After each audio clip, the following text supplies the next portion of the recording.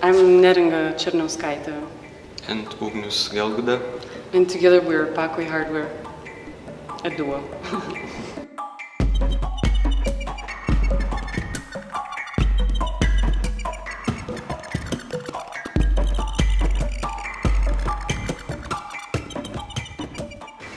This entirely new installation basically derived directly from our previous works and the previous installation specifically, which was kind of focusing on industrial robots and the automation. And later on we kept kind of researching and looking at how these industrial robots are being used in different industries and are being covered with different kind of materials, and there is specific kind of clothing being tailored for them, so to say.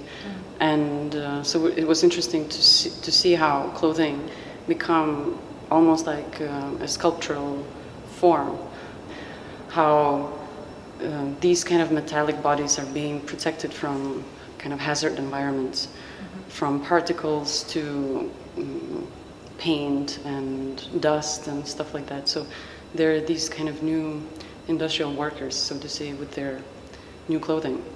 The show is called Creatures of Habit, but it refers both to us as humans as being creatures of habit that are so fixed on the idea of work and the idea of being employed and going to work and work as this kind of key social dogma almost, but also these creatures of habit that are these kind of new strange creatures that are being created now, this kind of transitory companions that we have now, these automated companions. And so we created these forms that in one way refer to industrial robots, but we kind of course modified them and made them looking more like anthropomorphic in a sense, and having strange kind of gestures or moves. And we made specific clothing for them as well from this kind of heavy-duty waterproof material that you usually find in industries or transport and logistics. But they're created as if they're both kind of uniforms and as sculptures in themselves. These clothings are put on iron kind of understructures, so it's kind of this kind of hard metallic body with more protective kind of gowns on them. And it's mixed with silicone a lot, which the silicone that is used specifically in prosthetics, in medicine. So it's this kind of a combination of something that is used for human, but also it's already kind of artificial extension of organic bodies. So it's playing with this organic synthetic anticipations, so to say, in these new species bodies, in a sense.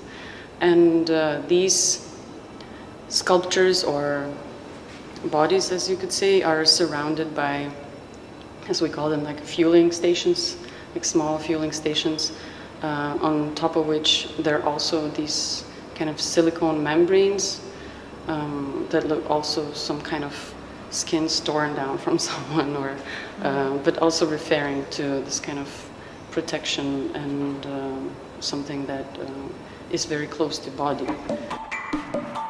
We're interested in prosthetics as both as kind of visual and material inspiration, but also as the notion of something that is both part of your body, but it's also already kind of covering that is something that is not there anymore. So it's both an extension and integration into your body. And it's interesting also kind of ideas from philosophical point of view, speaking of the fact that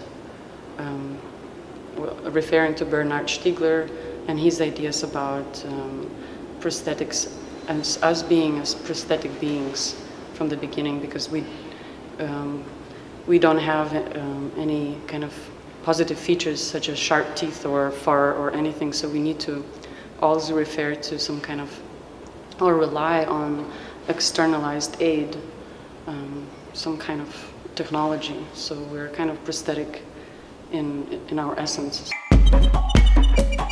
It's having some kind of a bit of a superfood, so it also referring to this kind of pressure of being very effective and productive, and this kind of fashion of having these superfoods everywhere. So it's now integrated in this silicone skins.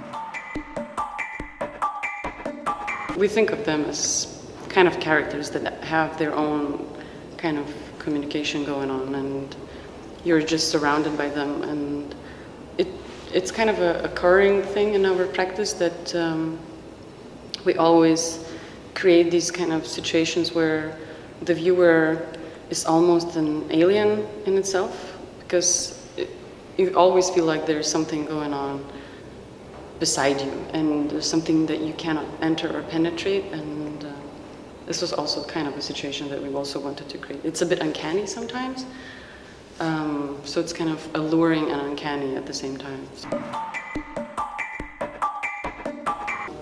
This space of SIC specifically almost provoked us to make this installation and make more large-scale objects. I mean, we make large-scale installations, but in most cases, more the kind of architecture of the installation is bigger, but the objects are not extremely large. And this space, with all of this kind of environment, this kind of sublime cranes and harbors, it kind of inspired us to make something larger than ourselves, in a sense. And it was really the intention to have them a bit larger than you are. I mean, some of them are way larger, but the other pieces are a bit taller, so it's not having you looking at something that is lower, but it's as if you were being observed or watched by the graceful machines, as we know the phrase. Yeah, we read a lot, and both about from theoretical point of view about things like automation, also from very pragmatic point of view, what is going to happen and what is happening, but also then visually looking at, really sometimes admiring all this clothing that is being made. It's like a total lookbook of 2016 or something for the robotic gear.